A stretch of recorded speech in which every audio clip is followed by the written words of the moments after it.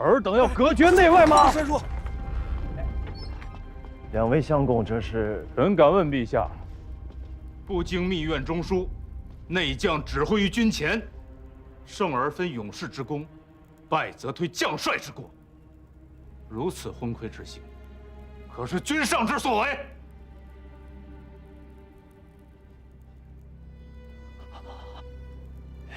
杨相公言重了。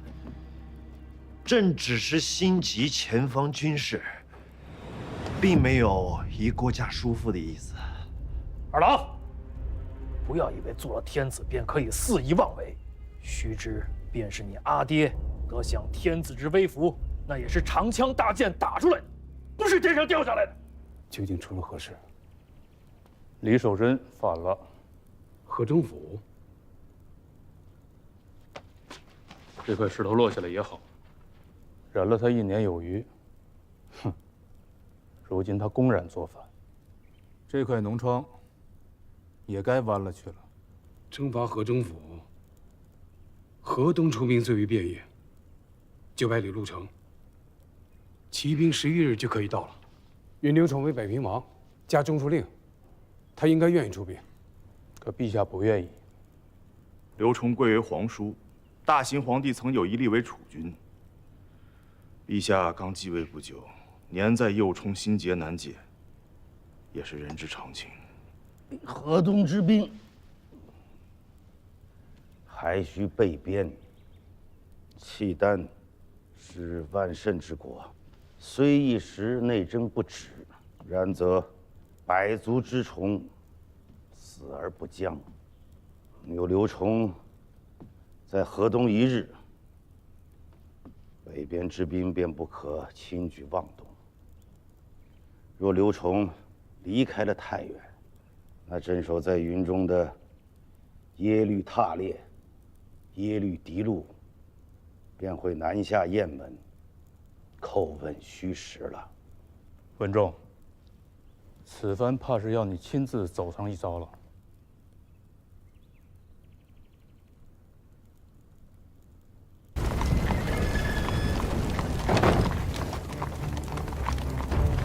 公元948年，即后汉乾佑元年，郭威亲率大军讨伐叛乱的河中节度使李守贞。李守贞之叛，早有因由。他本是时势不忠，与先帝本为同列。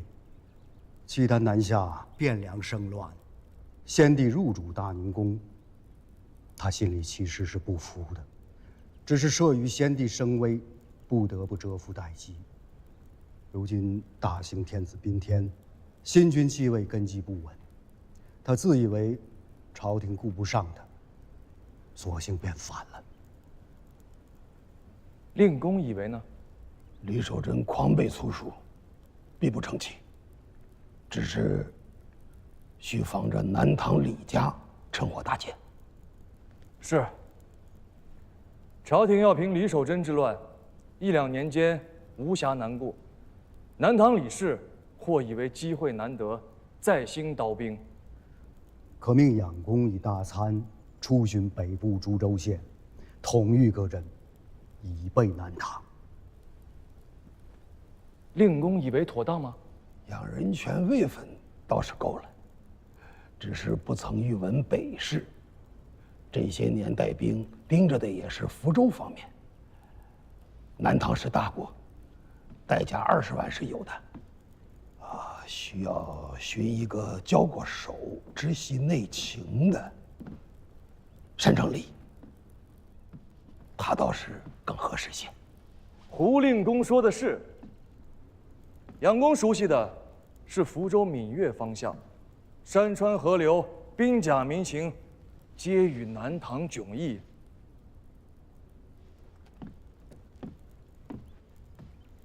那就劳烦养公再辛苦一遭，领威武军节度使知福州诸军州事，将吴城换回来。臣恭奉大王教命。先王之时，吴城曾3次奉教巡视北边，熟知南唐兵要地理。又是做过丞相的人，能压得住军中那些丘巴？胡令公以为呢？大王说的是，老臣确实把他给忘了。那便这样定了。赵吴成回王都，拜丞相，持节钺、都、中吴、宣德两镇及苏州、宣州、睦州、衢州，依锦军兵马，以备南唐。臣等奉教。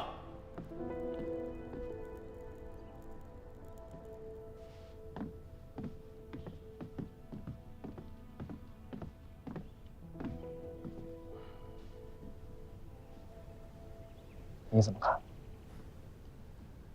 郎君做得很好，养大参确实不是合适人选。胡令公说的没错，然则他举荐沈成礼统军，提携旧部，亦有其私心。郎君召回吴相国，他是弃礼，亦是7年的宰相，在军中声威卓著，犹在养大参之上。有此人在北疆，南唐纵有所图，也必不能成事。两人权南下为威武军节度使，那丞相府中正好空出了一个参政的位置。郎君心应留后，终属治世用人，不宜开信进之途。先生知我，先生国事早晚是要入相府的，只是不急在今日。我欲以先生为通儒院学士，随时所用，撰拟教文，以备咨询。还请先生不要推辞。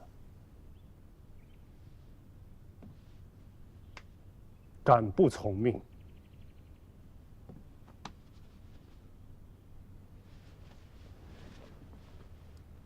南唐之事虽然紧急，却还称不上真正的大事。包税制，正是。台州包税之制行之已数月有余，藩库殷实，民用益丰。台州藩库仅去年1岁，便结余了8万民钱，10万匹绢。这还不算宁海博弈物的收益。更要紧的是，5县之地多出了13500口人，其中将近7县丁口，相当于吴越国中竟多出了1县之地。此皆郎君之功也。这不是我之功，是包税之功。我心意已决，在国中一军13州86县，全面废止先征后养等苛政弊政，推行包税之制。乃见税赋流弊久矣，明目之繁，苛责之重，苦民之烈，于斯为甚。今大王体民情，恤民生，推包税之制，革故鼎新，严义宽明。凡净税赋，即于某甲一例相承，后计均分厘数，此与衙吏无涉，则贪赃枉法可避；数目一统评定，则民累商赋可减。水丘昭劝死了，身首异处，满门抄斩，可惜了。胡进死了，拜丞相，知国事，九郎能吞下这份伤痛，真可谓相忍为国了。乱世存身不易，想要做点事情便更难了。昔日纵横汴梁、快意恩仇的那个小九郎，终归还是长大了。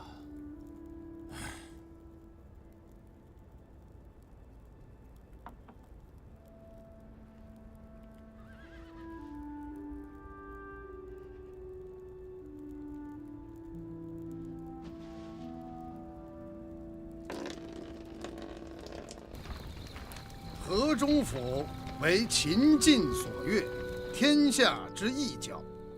李守贞窃据此城，谋逆作反，天下惊怖，一肃诛剿，克期破敌，以尽全功。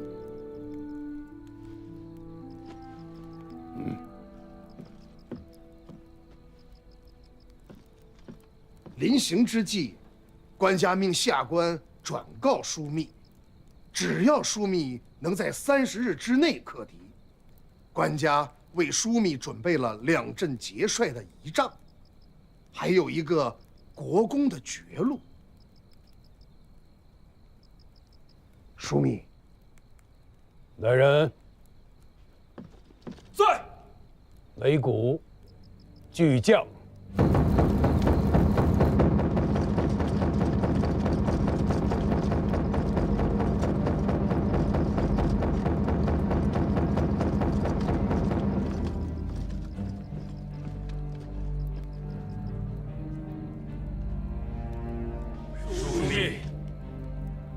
武德使带来了天子诏书，责我等速战，克期破敌。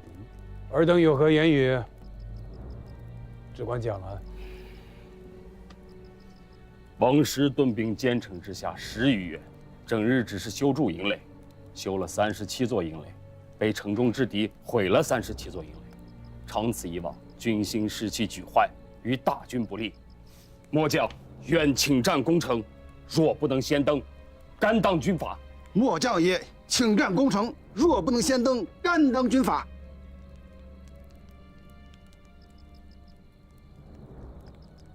本帅有句话，请尊使带走天子。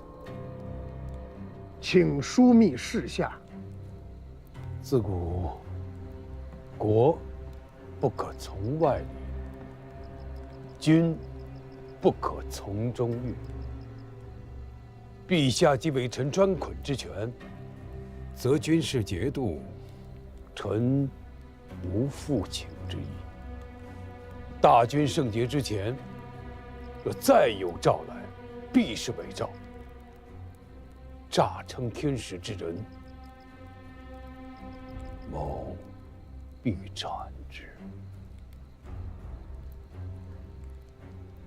下官惭愧，今日方才知道了什么叫做圆融气度。枢密身担大事，若非如此，安能当天子托付之重？下官这便星夜回京，向天子复命。不知使君会如何向天子告明？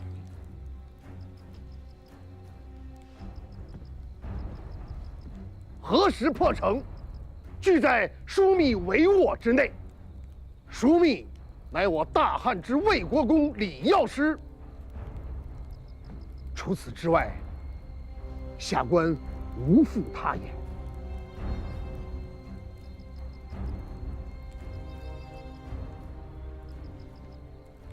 尔等在军中，皆要小心遵奉枢密的军令。若有违令浪战者，便是枢密不计较，天子也会斩了尔等，以尽三军。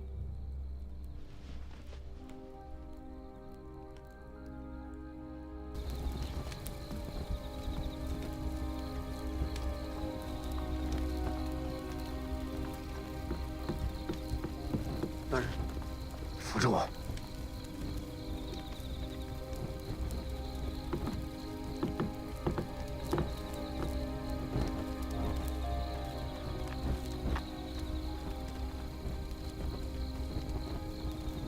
回京。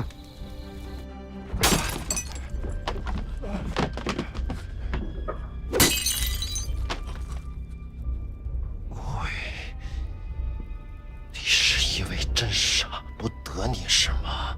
尔等要隔绝内外吗？山叔，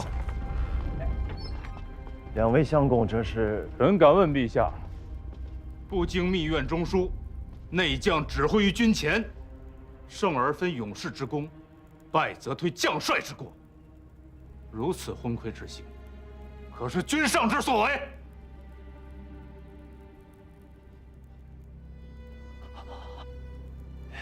杨相公言重了。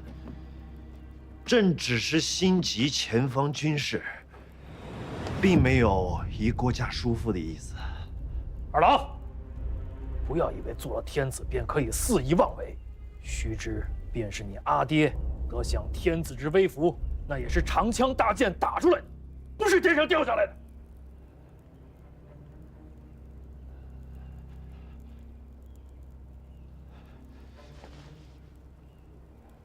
多承二位叔父教诲，侄儿知错了。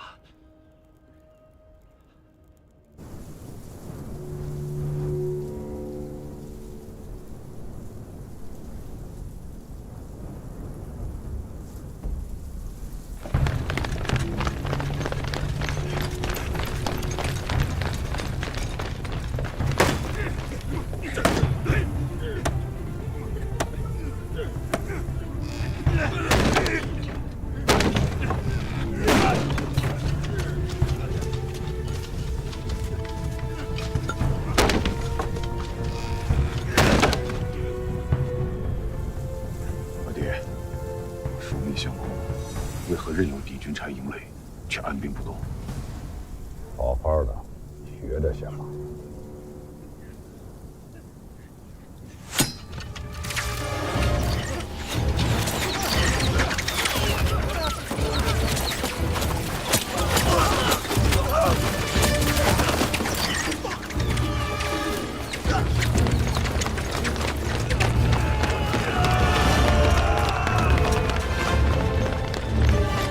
力争追忆，为国王身好远事，多须全尽醉。追这几身，欲马骑马，欲前即前，这是亦不必。兄弟，你都喝起来，别拘着啊！来。你愣什么神呢？酒吃不下了，便去国家，前去战败。我是想不明白，这打的什么仗？虽说小胜了一场，可是咱们的营垒叫人家给拆了，这许大一片营垒，修建起来至少得半个月的光景。真不知道枢密先生这葫芦里卖的什么药。若是没有这座营垒，又何来今日的数百斩首之功呢？这么大一场仗，几百个人头算得了什么？那城中至少还有几万兵马，几百的砍，什么时候是个头？你好阔气啊！几百颗首级的战功，到你口中，都成了不算什么。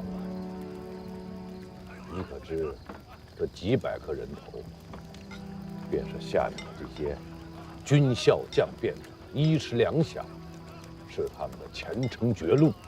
若没有这些功劳吊着，数万大军的军心，靠什么来维系？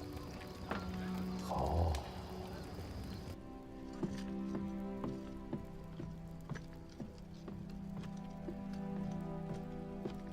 相公，中军指挥使来报，城内有军将来投。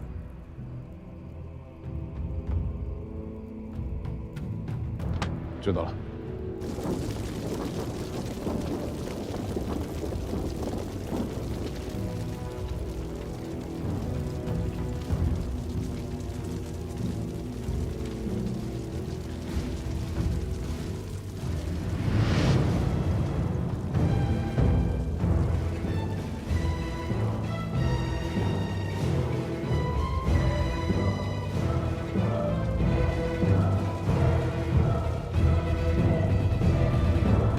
烧了。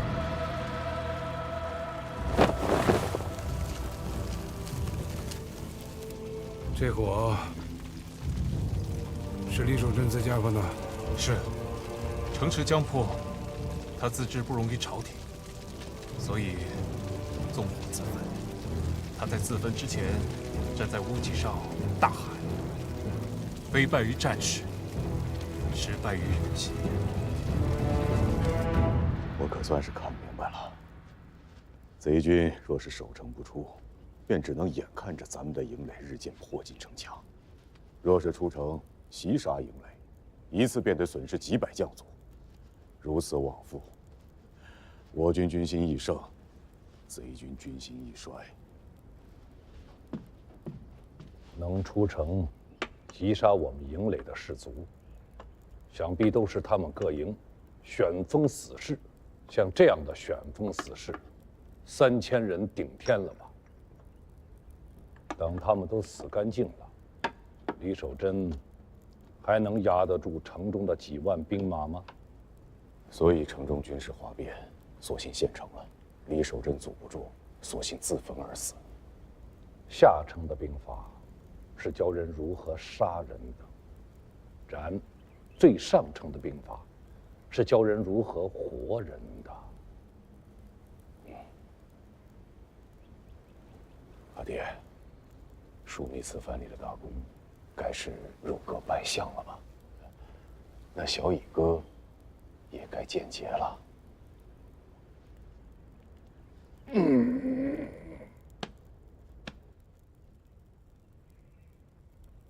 郭家叔父好本事，连朕都给瞒过了。舅舅，传翰林学士，枢密使杨斌拜司空兼宣徽南院使，郭威加两镇节度使拜枢密使。臣以为不妥。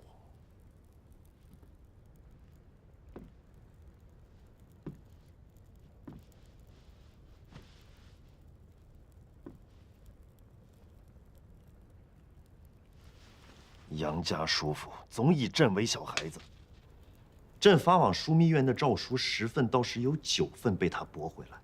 郭家叔父就不似他那般跋扈，此番又立下赫赫战功，压制朝堂是尽够了。他做枢密使，杨家叔叔想必也没有话说。正是因为郭威此番立下大功，在军中有了声威权柄，才万万做不得枢密使。否则，只怕会比杨斌更加跋扈难治。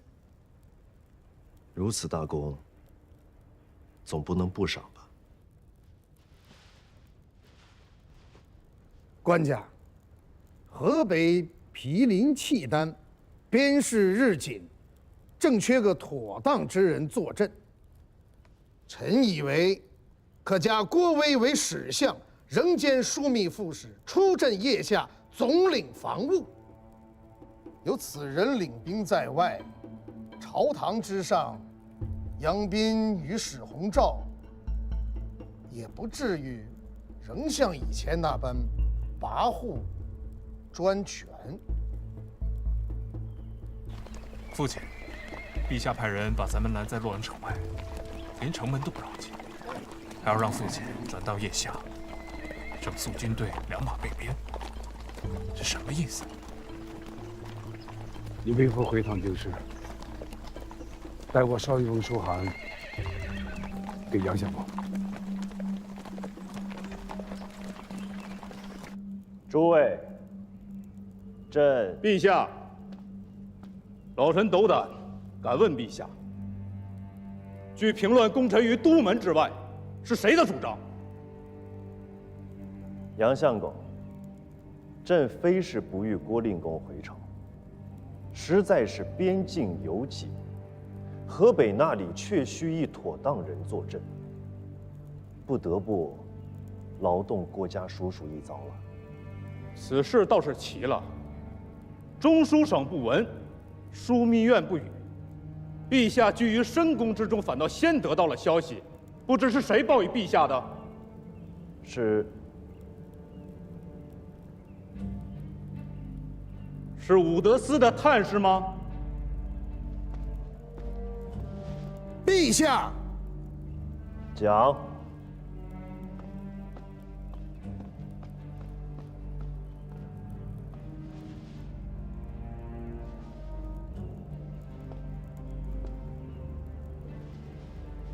启禀杨相公，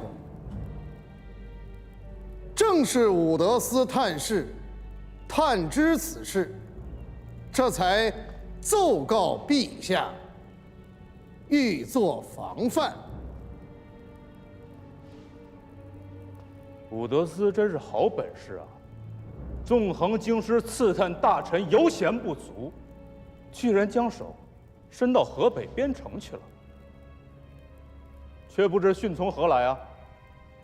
哪一州？哪一军？哪一县？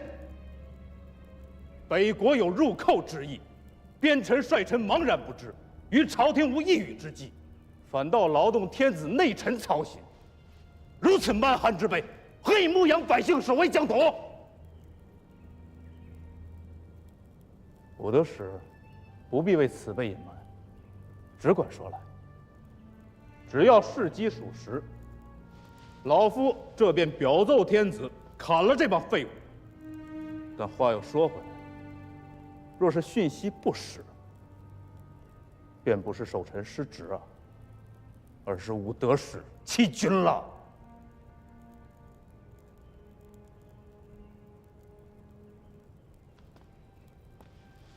既如此，臣请陛下斩李业，以正朝堂。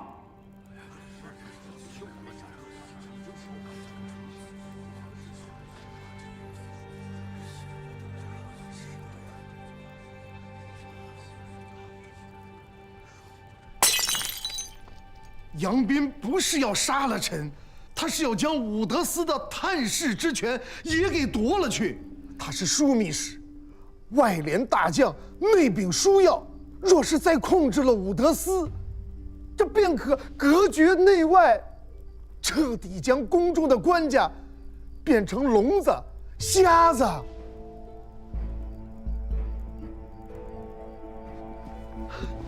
陛下！权臣逼宫在即，陛下若是不能当机立断，只怕明日便会有新教门之变。先帝和祖宗皆不能确实矣。陛下！